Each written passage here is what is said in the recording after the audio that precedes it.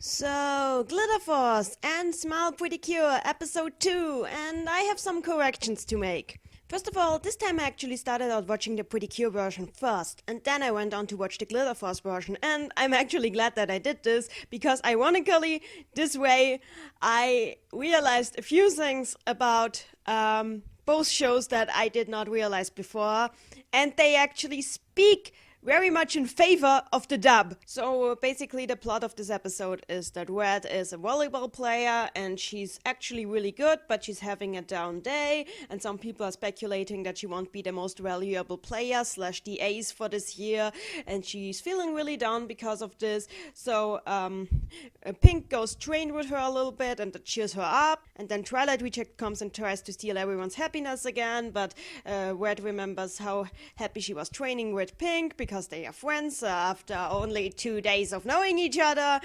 apparently. So Red gets a power boost from that, and she transforms into the most badass magical girl I've ever seen. She shoots everything with fire. She wins, and we have one more PreCure, and that's the episode. Candy's really cute in this episode, and I don't know if it's the character or if it's the voice, because she's voiced by Otani Kue, one of my all-time favorite voice actresses, so I might be biased there. Pretty much all of Red's dialogue was kept exactly the same in the dub. Red does not have an accent in the English version. In the Japanese version, she speaks with a strong Osaka ben, but in the English version, she does not speak with an accent whatsoever. Despite this, they managed to keep the same kind of feel to her dialogue, and in the first episode, she was sort of annoying because of this, but it really grew on me because in the Japanese version, I already liked this character a whole lot more than Pink, and now here it carried over, and I actually think that Pink is a more likable character in English.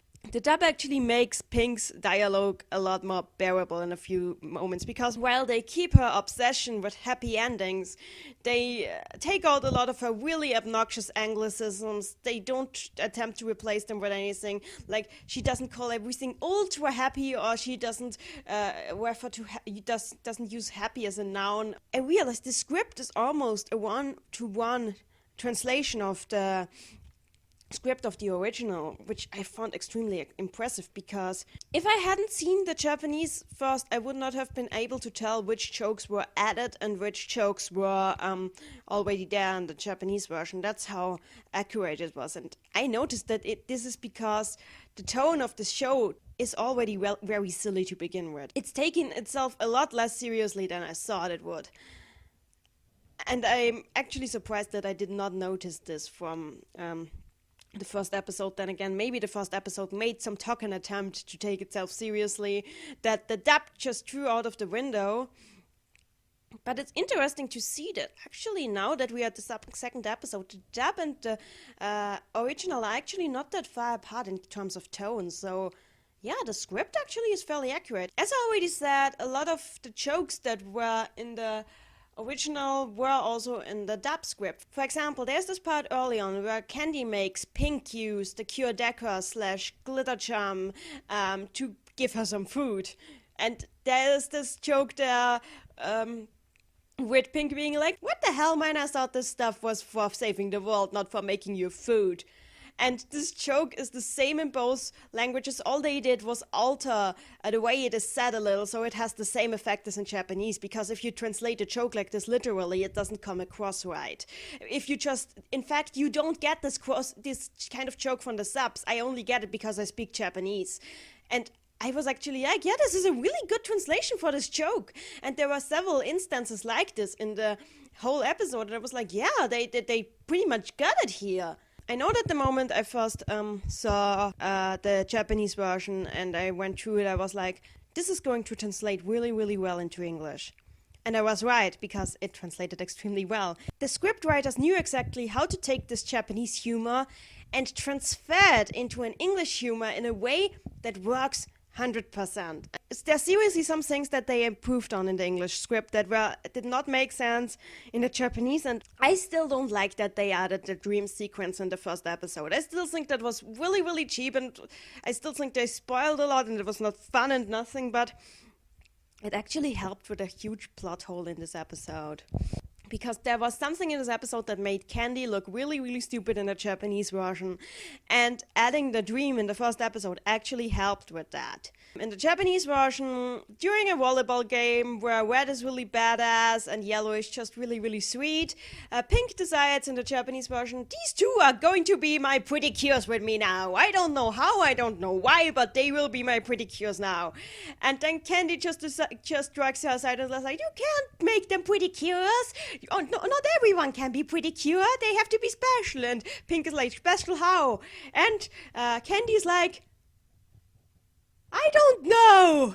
And that's the most obvious joke ever. I could literally count the seconds down till the moment she would say, I don't know, because this is just an overused anime joke, and I was just like, groan. But in the English version, because of the stream, this line was changed now that she did not just randomly decide that she wanted these two in her team, but she decided it because they were in her dream, and now she wanted to recruit them.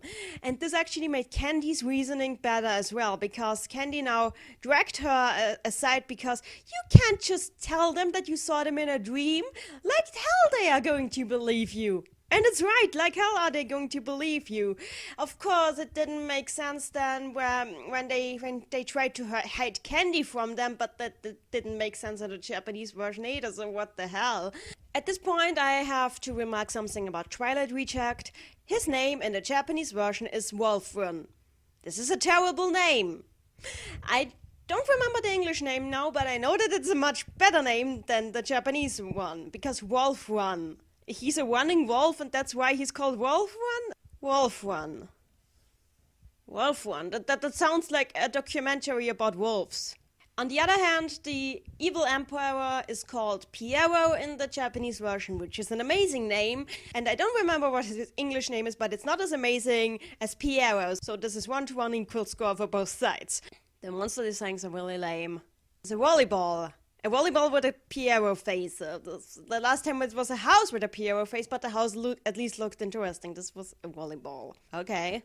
I've seen more interesting monster designs in Binan Koko Boe Burabu, but okay. Something about the monsters that I want to remark though. Their Japanese name is Akanbe, and their English name is Buffoon. And I thought about this for a moment, but then I realized this is actually a really intelligent translation, because Akanbe in Japanese means the. And seriously, what better way to translate this than to call them buffoons?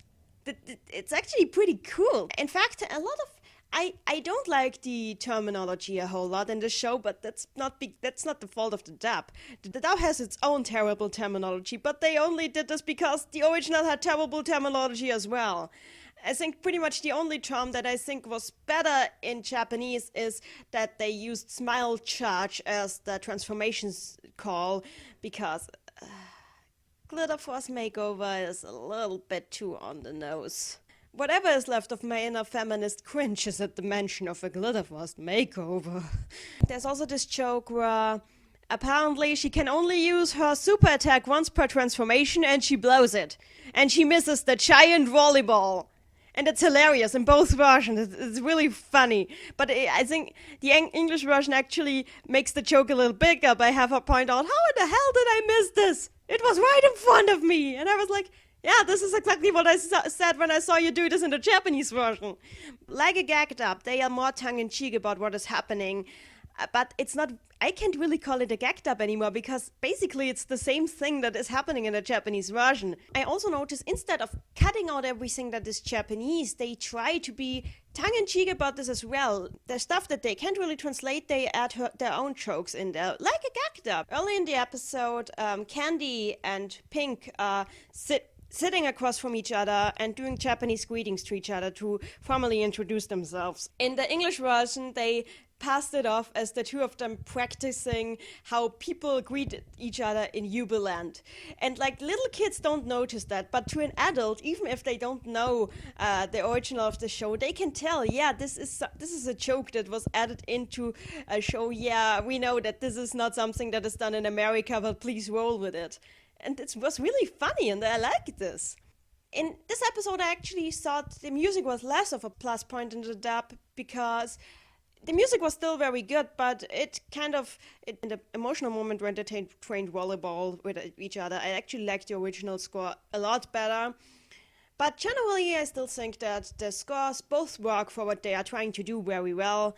I just wish that Pink in the English version would just stop mentioning her dream every 2 seconds. This dream could clear up a million plot holes from the Japanese version and I still wouldn't stop finding it annoying. There's also one part that really annoyed me where they changed Pink telling Red that being Cure Sunny fits her because she is so passionate that she radiates with the intensity of a million suns or something like that, and they changed that to her complimenting her on her hair, and I was like, Saban, you did that in Digimon already and it was not funny back then. Why do you think that it would be funny now? This was actually pretty much the only line that was changed that I thought was seriously a change for the worse. Pretty much all the other lines were either exact translations that just were fitted in with how the dialogue would work better in English, or they were actually improvements. I really liked the changes in this episode. I really think the English dub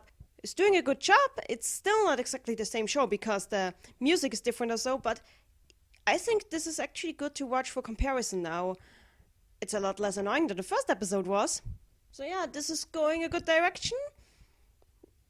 It's still not the most interesting show of all time. I'm just comparing the two dubs with each other here. But yeah, that's it for now.